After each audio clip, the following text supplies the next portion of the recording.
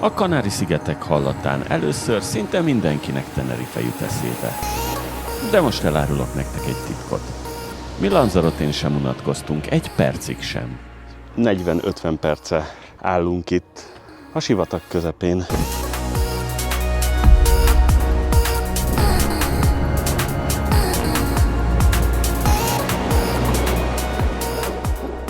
Én Tomi vagyok, és egy hetet töltöttem el Tenerife kis testvérén, és őszintén szólva ez a sziget egy igazi gyöngyszem volt.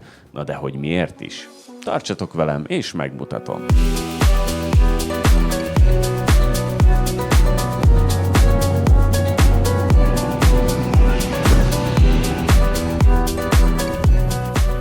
Na, meg is érkeztünk Lanzarotére. Ami mellesleg a legkeletibb Kanári-sziget, és mindössze 125 kilométerre van Marokkó partjától. A sziget nem túl óriási, viszont annál több látnivalóval rendelkezik, úgyhogy mindenképp érdemes kocsit bérelnetek. Mi a Bookingon keresztül a Gobikárnál béreltük az autónkat egy hétre mindössze 52.500 forintért. Aztán miután átvettük a kocsinkat, el is indultunk a bázisunk felé, ami ez alkalommal Famara faluja volt. És hát már az odavezető útunk sem volt teljesen zökkenőmentes. Kb. Egy 40-50 perce állunk itt a sivatag közepén, ugyanis volt egy csodás ötletem, hogy félreállok, és csinálok egy jó képet, és elakadt a kocsi. Úgyhogy már megállt valaki, de nem tudott kihúzni minket. Úgyhogy most fölhívtuk konkrétan az autókölcsönzőt, hogy jöjjenek, segítsenek, és húzzak ki minket a homokból, mert bent ragadtunk. Úgyhogy van ám gógyi. Szuper ötlet volt. Vigyázzatok a homokkal. Na, végre megérkeztünk a szállásra.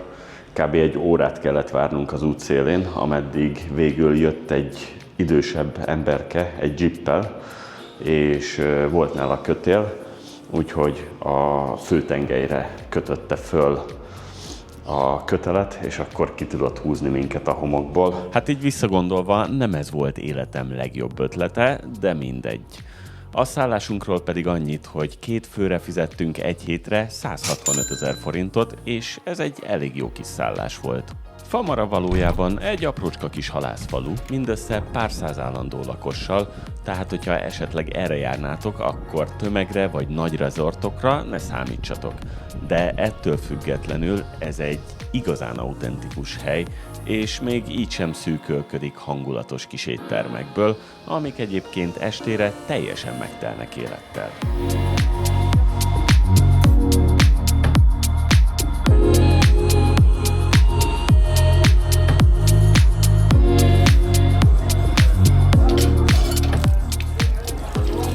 Van azonban még valami, ami miatt Famarát rengetegen felkeresik, és ez nem más, mint a szörfözés. Ugyanis Famara egy igazi szörfparadicsom, viszont sajnos ennek is megvan az ára. Ugyanis Famara a legszeresebb része egész Lanzaroténak, mivel az északról érkező passzátszél konkrétan beleütközik az óriási sziklafalba, ami Famarát veszi körbe és csapdába ejti, ezért nem volt az egy hét alatt egy pillanat sem, amikor ne sűvített volna a szél, úgyhogy ha erre jöttök, mindenképp vegyétek figyelembe, hogy ez szeles lesz, és nem valószínű, hogy túl sokat fogtok napozni és strandolgatni. Ciao! We came to Famara Beach. It's extremely windy. Yes. But look how beautiful it is. Yeah.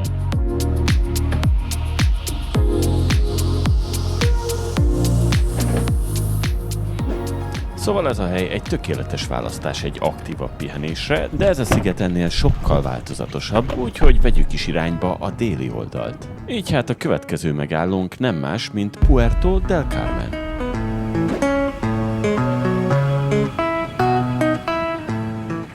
Ez a hely Famara teljes ellentéte. Napsütés, szélcsend és igazi strandidő.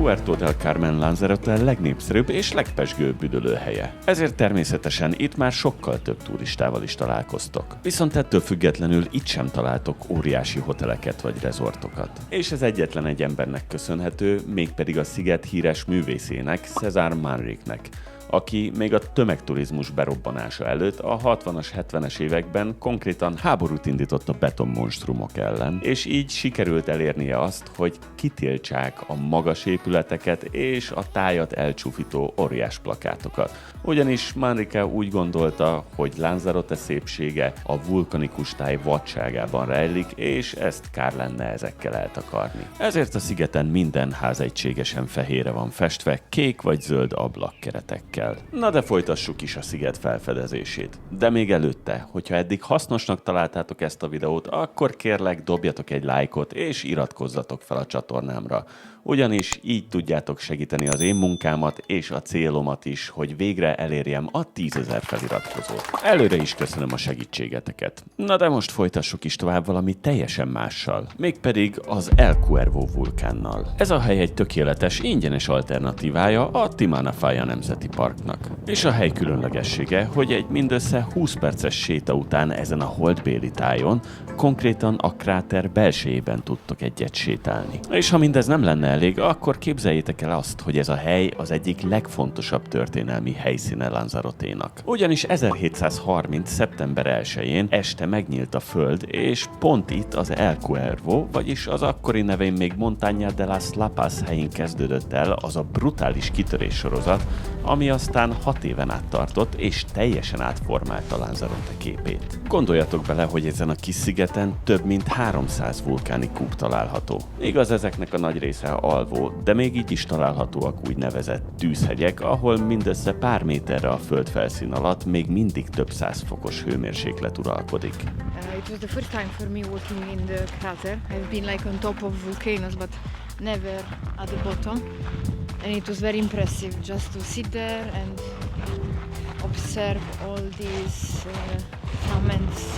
Na de ennek a vulkáni pusztításnak van ám egy másik érdekes hozománya is, és ez nem más, mint a Lageria, vagyis a sziget borvidéke. A helyieknek itt meg kellett tanulniuk, hogy hogyan facsarjanak életet ebbe a kietlen földbe. Mivel szinte alig esik itt az eső, így minden egyes szőlőtőkét egy-egy mélygödörbe ültetnek, amit fekete vulkáni kavicsal, úgynevezett lapillivel borítanak be. Ez a réteg éjszaka magába szívja a párát, napközben pedig megvédi a kiszáradástól. És hogy a széltől is védettek legyenek, minden egyes tőke köré egy kis félköríves kőfalat építenek. És ezeknek a látványa annyira egyedi, hogy szerintem bátran állíthatom, hogy ez a világ egyik legkülönlegesebb borvidéke. A következő megállónk pedig innen mindössze 20 percnyire található.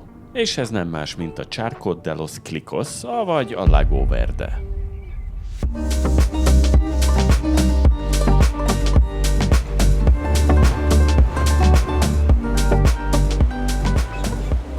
Ez a hely a sziget egyik legtöbbet fotózott és legkülönlegesebb pontja. Ezért itt elég sokan is vannak. But it's beautiful. But unfortunately you cannot get to the beach because the way is closed, probably to protect the area from tourists. But it's really great. It is. Ez a tó pedig valójában egy régi vulkánkráteréből alakult ki, aminek a vize pedig nem az óceánból ömlik be, hanem a talajon keresztül szivárog fel. És ezt az élénkzöld színét pedig egy különleges algafajnak köszönheti, ami pedig csak rendkívül sós vizekben él meg. Igaz, a Lago Verdéhez nem tudtok lemenni, de a közelben van egy másik part is, a Playa de Montaña Bermeja. Nem teljesen ugyanazt az élményt nyújtja, de azért itt is van egy kis zöld tó. Úgyhogy ezt is érdemes megnézni. Hogyha pedig megéheznétek, akkor egy jó, tipikus helyi paradicsomos tósztot is érdemes megkóstolnotok. Na de folytassuk is tovább valami még ennél is sokkal különlegesebbel, ami nem más, mint a Los Roferos. Ezt a helyet nézzétek meg. Amikor azt hinnétek, hogy a sziget már nem tud többet mutatni, akkor teljesen véletlenül belebotlotok ebbe a helybe. Ezeket a szürreális formákat a szél marta bele a sziklákba évmilliók alatt. És itt aztán tényleg úgy érzed magad, minthogyha egy másik bolygón sétálgatnál.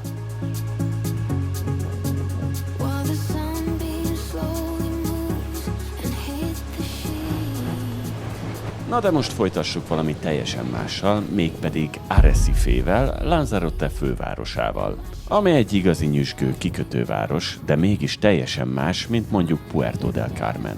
Ha egy kis változatosságra vágyik az ember, akkor ide is megéri eljönni. Sétálni egyet a parti sétányon, vagy napozni a város közepén kialakított, már majdnem trópusi parton, vagy csak enni egy jót a kikötőben.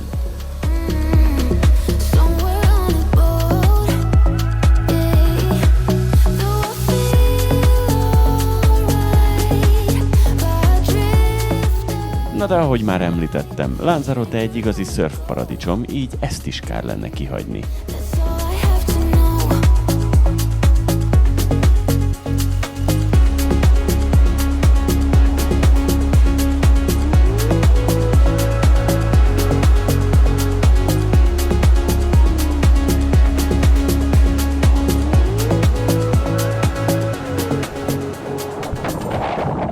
Famara tényleg kiváló hely szörfözésre, de egy dologra nagyon figyelni kell, mégpedig az áramlatokra. Ugyanis az egyik nap minket elég durván beszippantott egy áramlat, és már csak akkor vettem észre, amikor teljesen kifogytam az energiámból, és nem értettem, hogy miért nem tudok egy hullámot sem elkapni. Aztán amikor felnéztem, akkor már csak azt látom, hogy iszonyatosan messze vagyok a parttól, úgyhogy nem volt túl kellemes.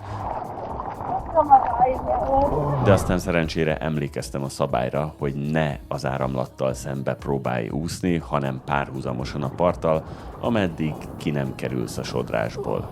Úgyhogy erre mindenképp nagyon figyeljetek, mert nem volt annyira vicces.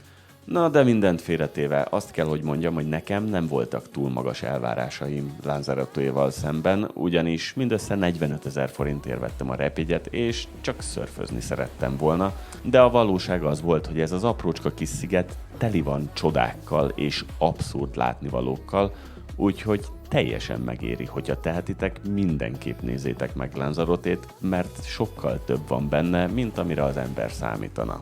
Na és közben el is érkeztünk a videón végéhez, úgyhogy amennyiben tetszett ez a videó Lanzarotéról, akkor kérlek dobjatok egy lájkot, és természetesen ne felejtsetek el feliratkozni a csatornámra sem, hiszen minden második héten jelentkezek új tartalmakkal. És hogyha ez a videó tetszett, akkor nézzétek meg a tenerifei videómat is. Illetve dobjatok egy kommentet, hogy nektek hogyan tetszett Lanzarote, ha már jártatok itt, ha pedig még nem, akkor azt írjátok meg, hogy sikerült-e meggyőzni titeket arról, hogy érdemes eljönni. Most pedig köszönöm a figyelmeteket, és hamarosan újra találkozunk. Addig is, sziasztok!